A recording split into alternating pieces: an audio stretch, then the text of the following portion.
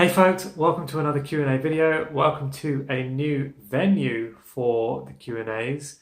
You'll notice there is no longer canvas flapping around behind me. We are now in a fixed solid structure. More about that if you want to know more. Maybe we can do a new abode tour for you. But for now, let's get into your eczema questions. The first one comes from Ricardo, aka Mr. November, who says, "Hello Greg, I have a question for you. I always experience eczema flare-ups during high stress and anxiety times. This summer I thought I was out of this nightmare and now I've been flaring up for 3 weeks without any improvements.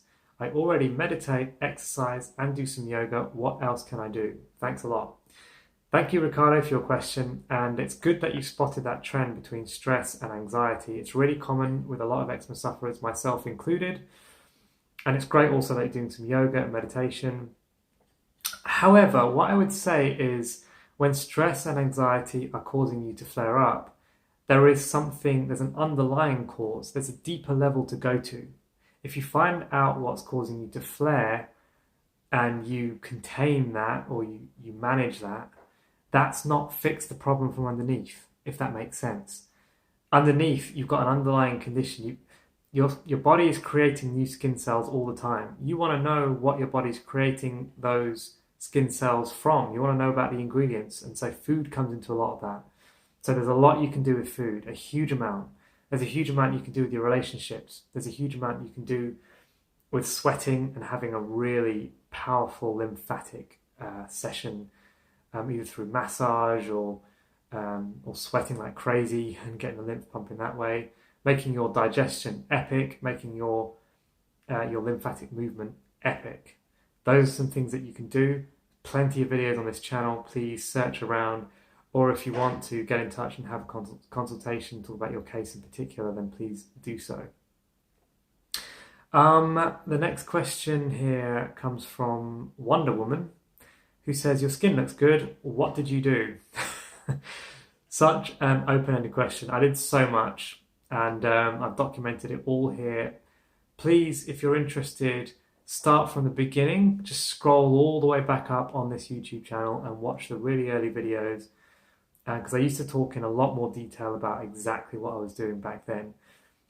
Or get a copy of the Complete Guide to Healing Eczema, and everything is contained there. There's an audio guide, so you can listen to the entire book in 2 hours and you will learn so much. It's probably the best £15 that you can spend on learning how to uproot eczema, psoriasis, dermatitis and other skin conditions. The next question comes from TB, who says, "What do you think about Rob Stewart's new diet? He's obviously having success and it looks like one diet doesn't fit all. Just curious. I'm not into the vegan versus carnivore battle." I've talked a lot about Rob Stewart in the past, and there's a video that I made specifically when Rob changed his pathway to include keto carnivore style ways of healing. And so maybe the best thing for you to do is go back and watch that video. If you just search for Rob Stewart on this channel, you will find that video that I made about it. In general though, I am not judgmental of anybody's path. For those of you who coach with me, you will know that I take a very holistic approach to healing. Not all of my clients are fully vegan, plant-based. We take on a very bespoke approach to every single different case because everybody is slightly different, and so that does need to be taken into account. That's why when you buy a book and you follow somebody's program, it doesn't necessarily take you the exact same route as that person. There will need to be tweaks. You need to make this your own. And so that's why I recommend getting a coach, because you can discuss those things with a coach who has a lot of experience working with a lot of different types of people, with a lot of different types of skin conditions. I'm not really into the vegan carnivore argument either. I think that one's sort of, that pudding has been well over-egged now, if you'll pardon the non-vegan pun. Moving swiftly on, Infinite Talk says, "In the process of healing, you say don't put any moisturizer. What if your skin on your face feels tight and dry because of no moisturizer? Your thoughts?" I feel like I've spoken for hours on this one. Yes, I don't recommend putting any moisturizer on the body, on the skin. because it gets absorbed into the body and you don't want that stuff becoming part of you. What you do want becoming part of you is amazing food, whole, fresh, ripe, raw, organic foods. That's what you want becoming part of you. That's the route I recommend healing your skin. If you need to use a little bit because you're absolutely in pain, you're suffering, your skin is breaking, then use a little bit of something as inert and safe as possible. Something with natural ingredients like coconut oil, jojoba oil, whatever you want to use that works for you. Just use as little as possible, and then focus mostly on the internal components you're healing. And then over time, you should use less and less topical moisturizer on your skin. For, I don't know how you say his name, FX Gurus Fixtures, I'm going to call you. I think I have this. I started losing my hair like late 2015. It's just been falling ever since. My beard, eyebrows, hair, I need help. That was under the video I made called Eczema Caused My Hair to Fall Out. So look, the best thing you can do, Fixtures, is please just get in touch and let's talk specifically about your condition. There are certain cases like this where I just want to hear more from people. I want you to send me an email at info@eczemahealing.org and tell me a bit about your situation, and then I can help you more in detail personally. If you do feel you have eczema or seborrheic dermatitis and it's causing your hair to fall out, then a lot of the advice I give on this channel will be relevant to you. So please do scan around on the channel and try and learn a bit more about the condition. Blade Runs says, no offense, but seborrheic dermatitis simply isn't curable.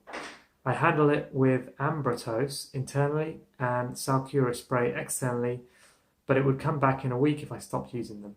So really, do you honestly think SD is curable? I thought you just said it wasn't. At the moment, I'm trying the caveman regime of no water washing for a month. Where do you live? So Blade Runs, thank you for your question. I can confirm that seborrheic dermatitis is in fact curable, because sebderm is one of the types of eczema that I had, and it's also very common amongst my clients. I have a lot of coaching clients who have had seborrheic dermatitis and who have had it in the past or are in the process of getting rid of it. Absolutely, if you're using something like Ambrotos, yes, if you stop using it, it will come back because you're not doing anything to actually uproot the condition. Ambrotos will only arrest the symptoms temporarily whilst you're using it. That's just how all creams, steroids and all the rest, that's how they all work, and so absolutely that's why you're in that situation. But yeah, if you want to uproot it properly, then please do scan around on this channel. You'll learn some more information, or get in touch and we can talk directly about your case. Where do you live? I live in Shrewsbury in the United Kingdom. That's it for today. I want to keep these Q&A videos as short as possible.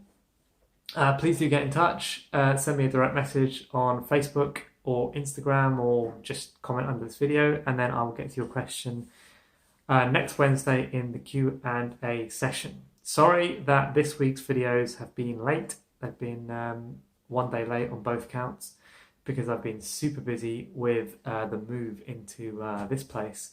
And I've also been trying to keep up with my clients as well. So that's it for today. You're free to go, and I will see you on the next one.